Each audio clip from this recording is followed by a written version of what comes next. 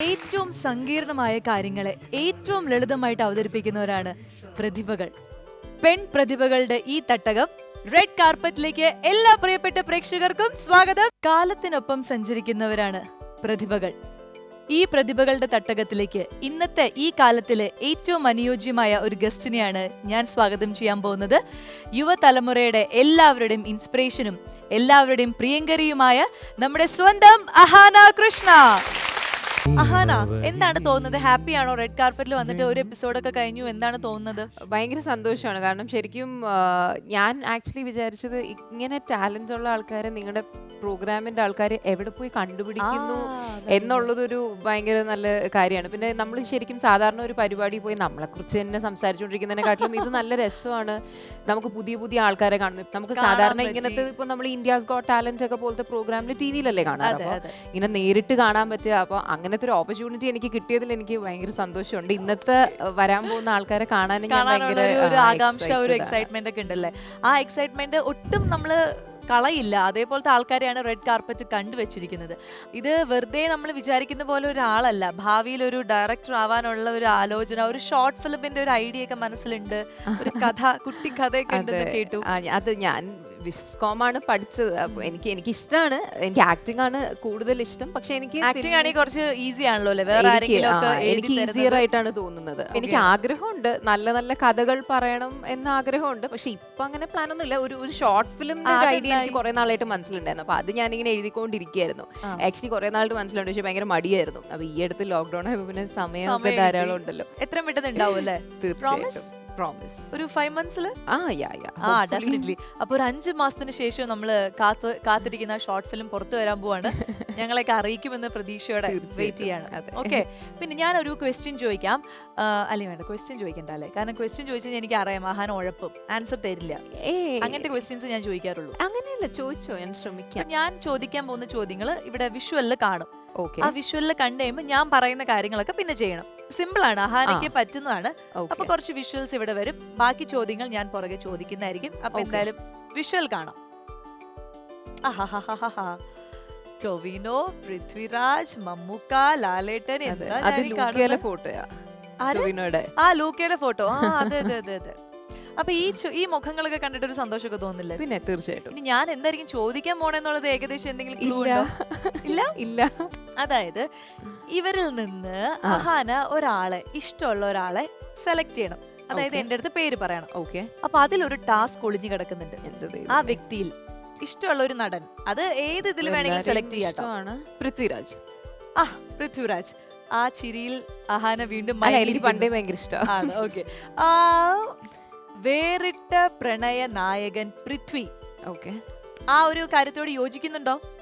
അതെ, എനിക്ക് പൃഥ്വിരാജ് എന്ന് കേൾക്കുമ്പോൾ വെരി സെൻസിബിൾ പേഴ്സൺ എന്നാണ് എനിക്ക് തോന്നുന്നത്. എന്നാലും ഈ വേറിട്ട പ്രണയ നായകനാണ് പൃഥ്വി എന്ന് നമ്മൾ പറയുമ്പോൾ ചിലപ്പോൾ മലയാളി പ്രേക്ഷകർ അദ്ദേഹത്തിന് കുറെ ക്യാരക്ടേഴ്സ് കണ്ടിട്ട് അങ്ങനെ ഫീൽ ചെയ്തിട്ടുണ്ട്. അതുകൊണ്ടായിരിക്കും ഇങ്ങനെ ഒരു ടൈറ്റിൽ നമ്മൾ അവിടെ ഫിക്സ് ചെയ്തത്.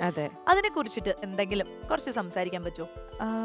എനിക്ക് ഒത്തിരി ഇഷ്ടമുള്ളൊരു ആക്ടറാണ് പൃഥ്വിരാജ്. എനിക്ക് തോന്നുന്നു കാവിങ് ദെയർ ഓൺ പാത്ത് എന്ന് പറയത്തില്ലേ, അതിന്റെ ഒരു വളരെ സോളിഡ് എക്സാമ്പിൾ ആണ്. കാരണം ശരിക്കും പലപ്പോഴും എനിക്കൊക്കെ ചില പ്രോബ്ലംസ് ഒക്കെ ലൈഫിൽ ഇങ്ങനെ വരുമ്പോഴത്തേനും എല്ലാരും പറഞ്ഞിട്ടുണ്ട്, പൃഥ്വിരാജിനെ നോക്ക്, എത്ര പ്രോബ്ലംസ് ഫേസ് ചെയ്തിട്ടാണ് പുള്ളി, എത്ര വർഷങ്ങൾ പ്രോബ്ലംസ് എടുത്തിട്ട് അതാ whatever good and bad everything he converted it into love.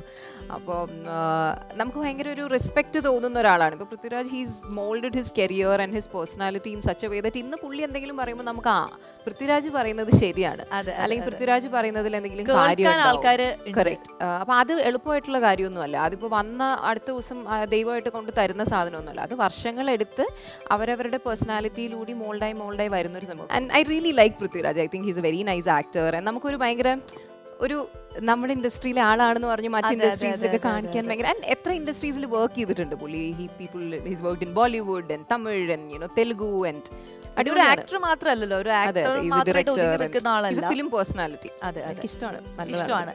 പൃഥ്വിരാജിന്റെ മൂവിയിലെ ഏതെങ്കിലും ഒരു പാട്ട് പെട്ടെന്ന് പറയാൻ പറഞ്ഞ മനസ്സിലൂടെ കടന്നു പോകുന്ന ഏതെങ്കിലും പാട്ടുണ്ടോ? കാറ്റാടി തണലും തണലത്തരമതിലും മതിലില്ല മനസ്സുകളുടെ പ്രണയക്കുളിരും മാറ്റുള്ളൊരു പെണ്ണും മറയത്തുളി കണ്ണും കളിയും ഞാലാടും നീട ഇടനാഴിയിലായി അറിയാമെന്നൊരു നാളിലും ഈ നല്ലൊരു നേരം ഇനിയില്ലിതുപോലെ സുഖമറിയുന്നൊരു കാലം കാറ്റാടി തണലും തണലത്തരമതിലും മതിലില്ല മനസ്സുകളുടെ പ്രണയക്കുളിരും മാറ്റുള്ളൊരു പെണ്ണും മറയത്തുളി കണ്ണും കളിയും ഞാനാടും നീടനാഴിയിലായി.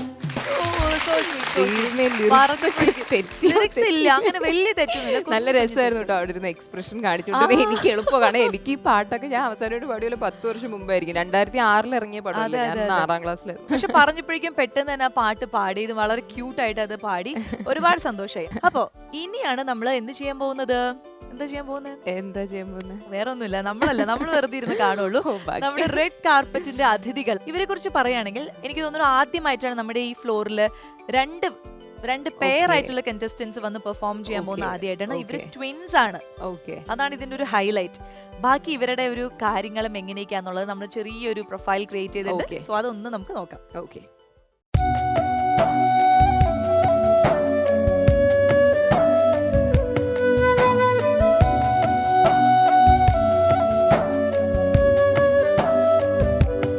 ഞാൻ അശ്വിത ടി എസ്. ഞാൻ അശ്വിത ടി എസ്. ഞങ്ങൾ വീട്ടിൽ വിളിക്കുന്ന പേര് കുഞ്ഞുമോൾ ആൻഡ് ഉണ്ണിമോൾ. ഞങ്ങൾ 6ാം ക്ലാസ്സിൽ പഠിക്കുന്നു. പാലക്കാട് കോങ്ങാടാണ് വീട്.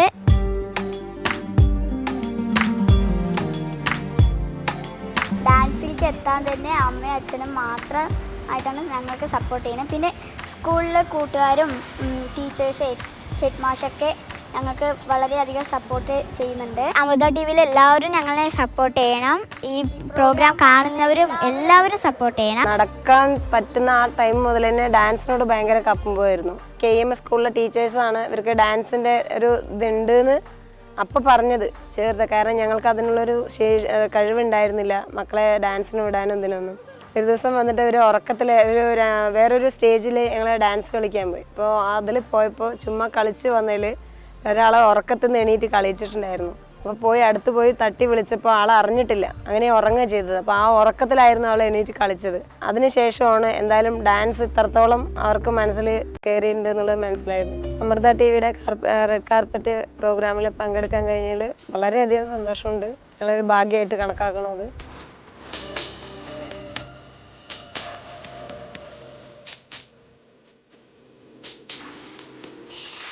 പ്രേക്ഷകർക്ക് ഇത് കണ്ടപ്പോൾ വിചാരിച്ചില്ല, ഒന്ന് വേഗം വിളിക്കുമെന്ന് വിചാരിക്കണ്ടാവും. അപ്പൊ എന്തായാലും നമുക്ക് വളരെയധികം സ്നേഹത്തോടെ നമുക്ക് സ്വാഗതം ചെയ്യാം നമ്മുടെ റെഡ് കാർപ്പറ്റിലേക്ക് അശ്വിത ആൻഡ് അശ്വിജ. നിങ്ങൾ രണ്ടുപേരും എങ്ങനെയാ മനസ്സിലാക്കുക? എല്ലാം ഒരുപോലെ ഉണ്ടല്ലോ. മനസ്സിലാകും. രണ്ടുപേർക്കും കൂടി ഇരിക്കാൻ ഒരു കസേര ഭയങ്കര ബുദ്ധിമുട്ടില്ല. ഞാൻ ഒരു കസേരയും കൂടി എടുക്കാൻ പറയട്ടെ? വേണ്ട, കുഴപ്പമില്ല. ഞങ്ങൾ ചെറുപ്പം തൊട്ടേ ഷെയർ ചെയ്തിട്ടായിരിക്കും എല്ലാം ഷെയർ ചെയ്യും. അത് ശരി. അപ്പൊ 2 കസേര വേണ്ട, ഒരു കസേരയിൽ ഇരിക്കോ? എന്നാൽ ഇങ്ങനെ ഞെരിഞ്ഞിരിക്കാൻ ഭയങ്കര ബുദ്ധിമുട്ടല്ലേ? ഒരു കസേര പറയാം. വേണ്ട, കുഴപ്പമില്ല. കസേര തന്നാൽ ഇരിക്കൂല? വേണ്ട. ഇതിൽ ആരാ അശ്വിത, ആരാ അശ്വിജ? അശ്വിത, അശ്വിജ. ഓക്കെ, അശ്വിത, അശ്വിജ. നിങ്ങൾ എങ്ങനെയാണ് അമ്മ? ഓക്കെ, അമ്മയും അച്ഛനൊക്കെ പോട്ടെ, ബാക്കിയുള്ള പുറത്തുള്ളവർ എങ്ങനെയാ നിങ്ങളെ മനസ്സിലാക്കുന്നത്? ഇതാണ് അശ്വിത, ഇതാണ് അശ്വിജ എന്ന്? അതും എന്നും കണ്ടുകൊണ്ട് വരുന്നവരൊക്കെ മനസ്സിലാക്കുക എപ്പോഴും. ആരാ കുഞ്ഞുമോൾ, ആരാ ഉണ്ണിമോൾ? ഇത് കുഞ്ഞുമോൾ, ഇത് ഉണ്ണിമോൾ. കുഞ്ഞുമോൾ, ഉണ്ണിമോൾ. അപ്പൊ കുഞ്ഞുമോളാണോ ഇളയത്? ഇത് മൂത്ത ആളാണോ? അശ്വിതയാണ് മൂത്തത്, അശ്വിജയാണ് ഇളയത്. ഓഹോ, അപ്പൊ ചേച്ചിയാണ്. ചേച്ചി കുറച്ചുകൂടി ചെറുതാന്ന് തോന്നുന്നു അനിയത്തിനെ അല്ലേ? ഹൈറ്റ് കുറച്ച് കമ്മിയാണ്. നിങ്ങൾ വെളിയിൽ പോകുമ്പോ സെയിം ഡ്രസ് ആണോ ഇടുന്നത്? എപ്പോഴും അതന്നെയാണ്.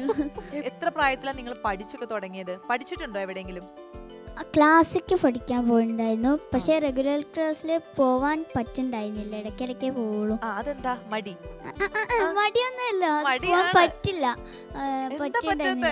അത് ഷൂട്ടിന്റെ കാര്യങ്ങളൊക്കെ ആയിട്ടുണ്ടായിരുന്നു.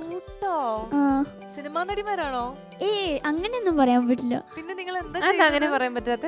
അതങ്ങനെ പറയാൻ പറ്റില്ലല്ലോ. അതെന്താ? അത് വലിയൊരു രഹസ്യമാണെന്ന്. ഷൂട്ട് എന്ന് പറയുമ്പോ എന്ത് ഷൂട്ടാണ്? പരസ്യമൊക്കെ ചെയ്തിട്ടുണ്ട്. പരസ്യം. നിങ്ങൾ രണ്ടുപേരും കൂടി അത് ചെയ്തിട്ടുണ്ട്. പിന്നെ ഏതെങ്കിലും വേറെ പുതിയ സിനിമയിൽ ഏതെങ്കിലും ഇപ്പോ ഒരു ഷോർട്ട് ഫിലിം ഇറങ്ങിയിട്ടുണ്ട്. അലൈവ്. പിന്നെ 1-2 സിനിമകളിൽ ചെറിയൊരു എന്താണ് എല്ലാത്തിലും നിങ്ങൾ രണ്ടുപേരും കൂടിയാ? അപ്പൊ ഞാൻ പറയട്ടെ, അപ്പൊ ഒരു ഡയറക്ടർ വന്നിട്ട് പറയാണ് എനിക്ക് അശ്വിത മതി, അശ്വിജ വേണ്ട എന്ന് പറഞ്ഞു കഴിഞ്ഞാൽ നിങ്ങൾ ആ സിനിമ എടുക്കുവോ അതെയോ പറ്റില്ല എന്ന് പറഞ്ഞ ഡയറക്ടർ പൊക്കോന്ന് പറയോ?